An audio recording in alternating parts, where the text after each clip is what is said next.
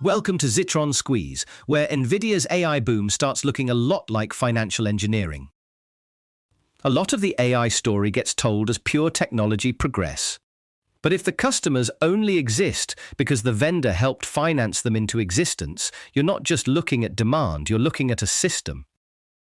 The big claim here is straightforward. NVIDIA has effectively rebuilt vendor financing without putting all the loans on its own balance sheet. Instead of simply selling GPUs to independent buyers, it invests in neoclouds like CoreWeave, Nebius, IREN, and Nscale, sometimes helps with lease guarantees or unusually favorable supply terms, and then those companies go borrow billions to buy more NVIDIA hardware. That matters because it shifts a lot of the ugly risk outward: construction risk, utilization risk, refinancing risk, default risk. All of that can sit with outside lenders and investors while NVIDIA still books the hardware demand.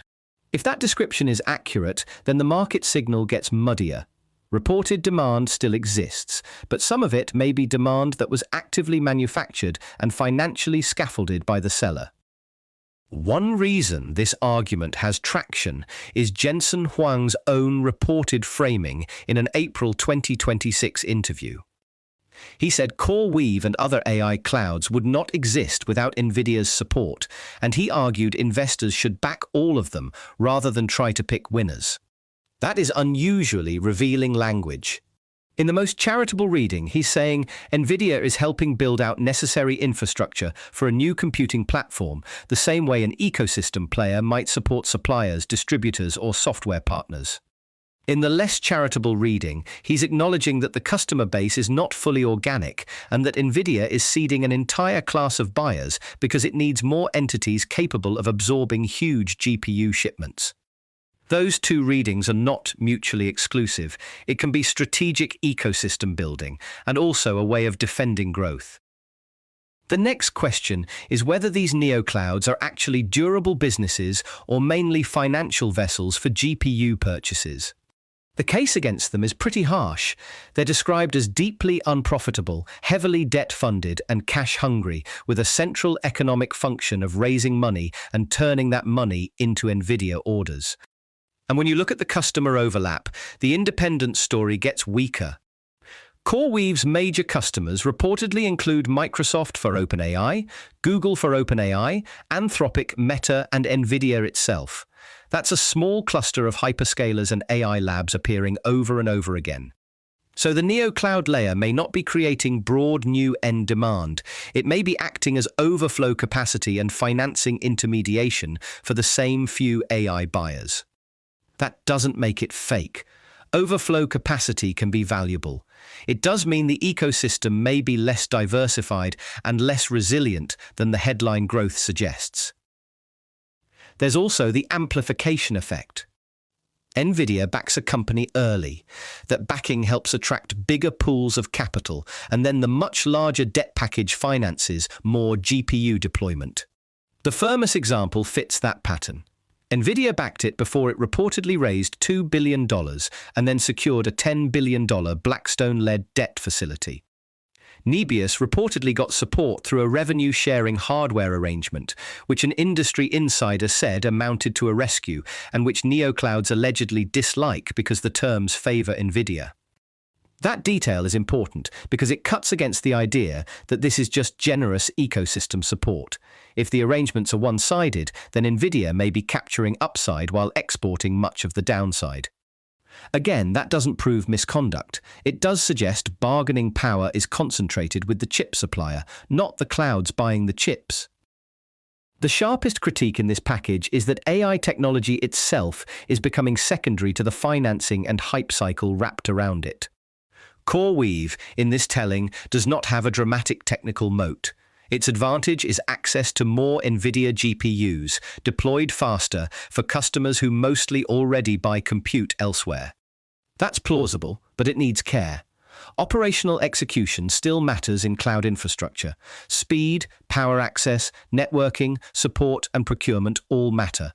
A company can create value without having invented a new chip or model.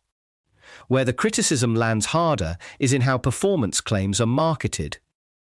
Successive NVIDIA generations have been sold with claims around 10x to 25x operating cost savings, while a cited benchmark used the much smaller and older DeepSeek R1 model to claim 5.4x performance per megawatt and 5x performance per dollar. Those numbers may each be true under specific conditions, but they are not automatically comparable, and they can create an impression of clean, continuous economic leaps that's hard for outsiders to audit. That imprecision is powerful. If buyers believe every generation unlocks massive savings, then higher prices and giant new data centers start to sound prudent rather than speculative. The historical analogy here is not Enron, it's GE Capital. Under Jack Welch, GE used leasing, customer debt assumptions, and direct investments to keep customers buying GE equipment until GE Capital became, in David Gellis's phrase, a large, unregulated bank. The numbers were enormous. GE Capital reportedly generated $425 billion in revenue in 2001, about half of GE's total. The comparison works best at the level of operating logic. Use financial support to stimulate demand for industrial products, then let the industrial story and the financing story reinforce each other. Where the analogy is weaker is scale and scope. GE Capital was a vast, diversified financial arm. NVIDIA is still primarily a chip company. The risk isn't that it has already become GE Capital. The risk is that the incentives are pointing in that direction. And the reported ambitions are not small, up to $50 billion in leases for a Hut 8 data center in Texas, plus discussions about backstopping as much as $250 billion in compute costs for a proposed 10-gigawatt Ohio facility. If those numbers are even directionally right, this stops looking like incidental partner support and starts looking like demand formation as a corporate discipline. The strategic benefit for NVIDIA is obvious. Its balance sheet and AA credit rating can help customers secure power, debt, and infrastructure. In return, NVIDIA protects future GPU demand while avoiding direct exposure to disappointing utilization and collapsing rental economics. That can be rational. If you believe AI demand will eventually justify the build-out, helping the market over an infrastructure bottleneck could look smart rather than reckless. But the second-order risk is equally obvious. Once investors expect astonishing quarterly growth, every quarter creates pressure to keep feeding the machine. At that point, financing support is no longer just ecosystem nurturing. It becomes part of growth maintenance. And the more growth depends on ever larger interventions, the harder it is to tell where true end demand ends and vendor-supported demand begins. That's the real tension in this story. NVIDIA may be doing exactly what a dominant platform company does in a capital-intensive land grab.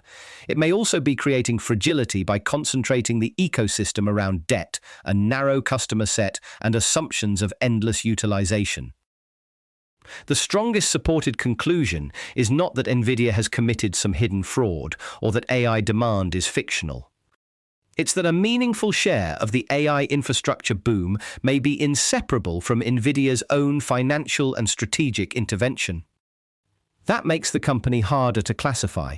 It still sells semiconductors, but it increasingly looks like a semiconductor manufacturer fused with a venture capitalist, lender of last resort, asset manager, and marketing machine.